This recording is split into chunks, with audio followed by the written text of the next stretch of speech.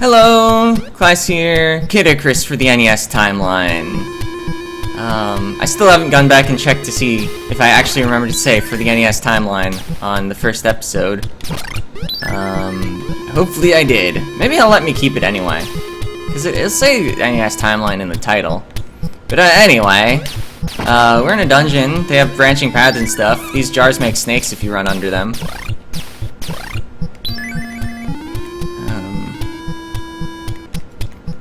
Let's see, and I was going to talk about hammers. So if I hit the select button... Oh wait, let me deal with some snakes first. I get out my hammers. I have 13 of them, and you can break open these statues, and there are Centurions inside.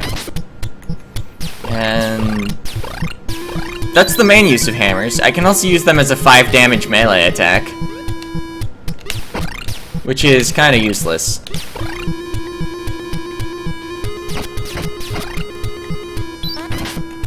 The Centurions, what they do is, they come back for the boss, and they have attacks, or rather, they can shoot. They deal 5 damage. See, I'm probably not gonna succeed at the dungeon here, but, I'll just buy all the dungeon-related items.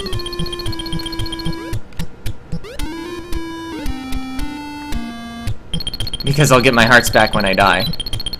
So the torch shows us our current location on the map, and the pencil will mark off explored rooms, I believe. I want to pause, but I can't while his text is appearing. So see, we've got a flashing square where we are, and whenever we visit a room it turns green, and the scroll we picked up a couple rooms back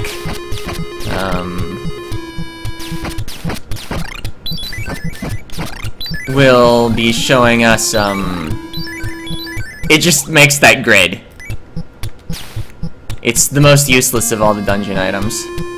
See, so this is actually the wrong way. I happen to know the way through this dungeon because this is actually a take 2. Kind of. Months ago, I tried to record this game, and it went alright, but I just want to do it over, especially because, Tarquin changed his intro to be more like mine, and I had done intros as if I was like trying to be all serious, and I was like, hello, this is Clyceer playing Kid Icarus for the NES Timeline. Oh, this is the hospital. It's useless. That's not entirely true, but it's useless. I'll try to demo what they do once. But, the main problem is that, they're not positioned well in the dungeons.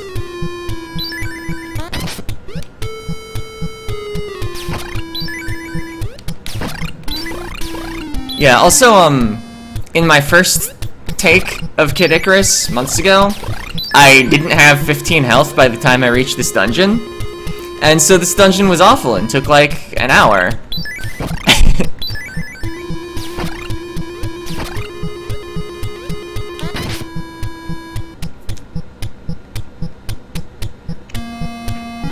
Okay, so here we have Eggplant Wizards. They are the worst thing in the game. Oh, I'm eggplanted.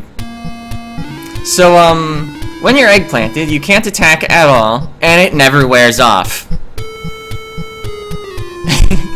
So basically, it prevents you from finishing the dungeon, because you can't kill the boss unless you have a bunch of Centurions, and I do not have enough. However, if you go to the hospital,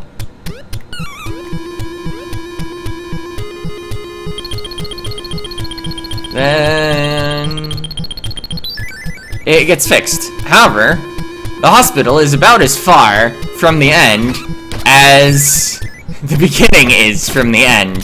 So you might as well just die and get your hit points back.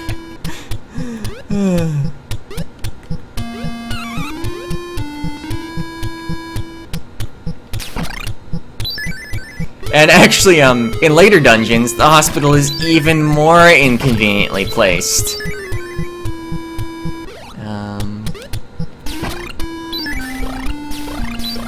Like, in Dungeon 3, the hospital is like several rooms farther from the start. You have to pass through the start in order to get to the hospital. From, the room really near the end where the Eggplant Wizards are. Oh, no! Okay, we're fine. Alright, got him. See, and then I think I head to the left. And there's another room of Eggplant Wizards! Just what we needed. Oh, I'm eggplanted. And killed, because that deals damage as well. Touching the Eggplant Wizards does not eggplant you. But it also hurts a lot. I think it hurts a lot anyway. I feel like their contact damage might be higher than the eggplant damage.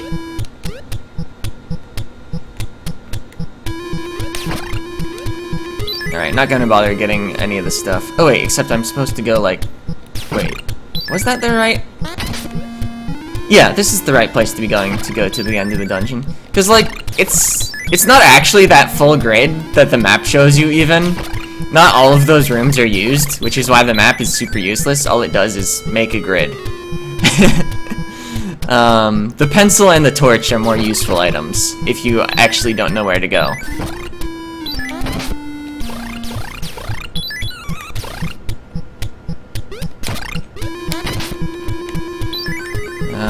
Let's see.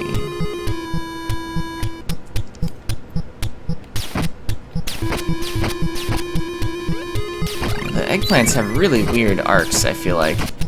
They like hang at the top longer than I would expect. I'm just gonna tank a hit here because this dungeon takes...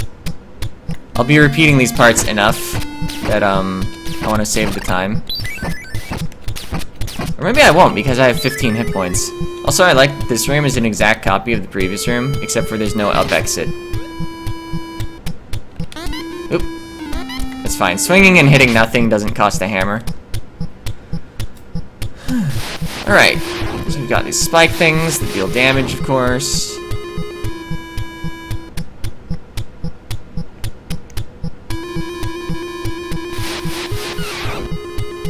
I think if I head down there, I actually like get sent significantly farther back in the dungeon because it sends you down a ladder that you can't climb back up.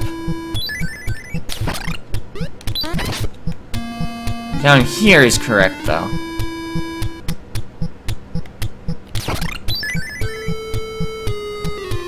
Alright, and to the left we have a hot spring, which will allow us to fill up our hit points, which is another reason I wasn't too concerned about tanking the snake.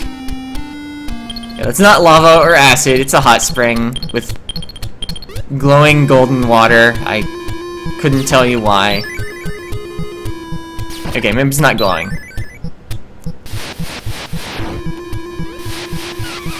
That's really hard to do without taking damage. Alright, so now we just move along the bottom of the dungeon. We went like across the top, now we're going along the bottom. Oh, right, one last room with Eggplant Wizards. Alright. Because, you know, you want your basically instant death obstacles really close to the end of the dungeon.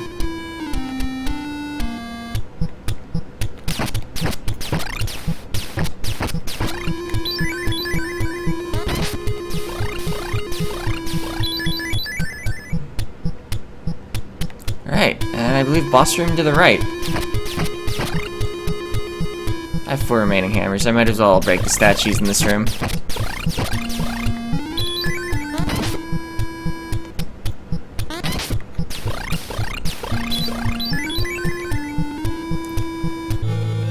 Alright, so the Centurions come out a few at a time.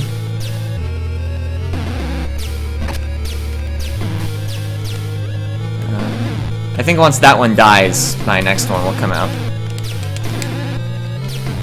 Or my next 3, rather. Oh yeah, they only attack when I do. Oh, I'm gonna die, aren't I? I don't really know how to fight this boss very well. That was interesting.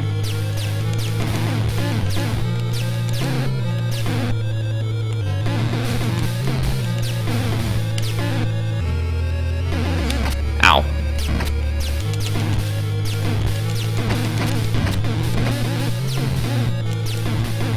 expecting another... I was expecting another attack, but... the angles he shoots at and the speed those fireballs come out are pretty serious. So, yeah, that's the dungeon. I just needed to get there with a few more hit points. Of course, any damage I take in these initial rooms doesn't really matter, because there's a hot spring. Also, my Centurion count wasn't a problem because I didn't run out of them by the end of the battle.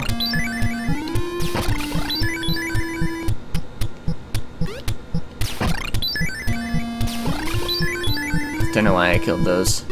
Wait, does the shop here offer potions? I know it offered the torch and the pencil, of course.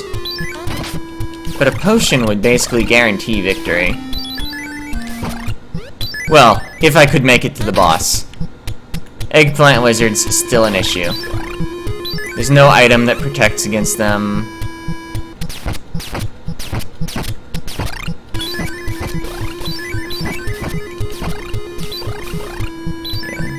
You at least don't get infected if you, run into them, though. It has to be their projectile. Oh!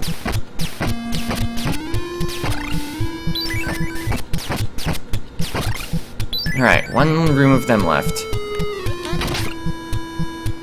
Did I consume one hammer or two off of that?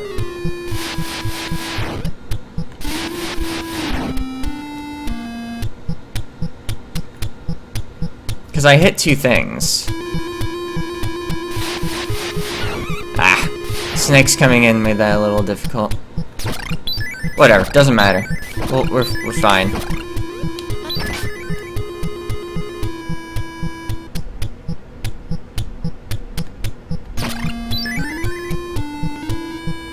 And hot spring to the left. Yeah, my first time ever beating this game, I looked up maps of these places, because they're pretty big, they're false paths that send you back. Exploring them yourself, kinda difficult.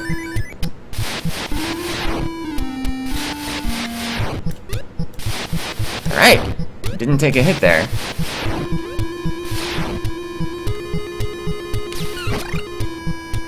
Wow, those skill things deal a lot of damage.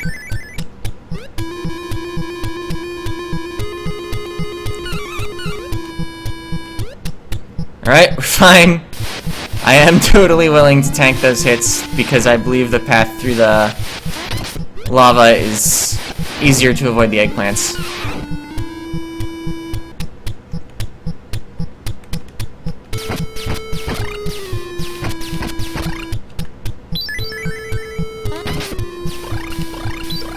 I think 9 Centurions is about as much as will be useful. So I will get the one over here. Like that enemy dead before I make this jump up. And boss room. Whoa! Just immediately take a hit. Oh yeah, actually getting hits with the Centurions is amazing because they deal 5. So easiest boss ever. And we get the first of the sacred treasures. I have to attack it. Boom, points. Next health upgrade will be at 50,000 points, and we're at World 2, and we've got our spinning thing. Oh, I guess it's based on max HP, not... Oh wait, no, it activated in the dungeon, but you can't have treasures active in dungeon.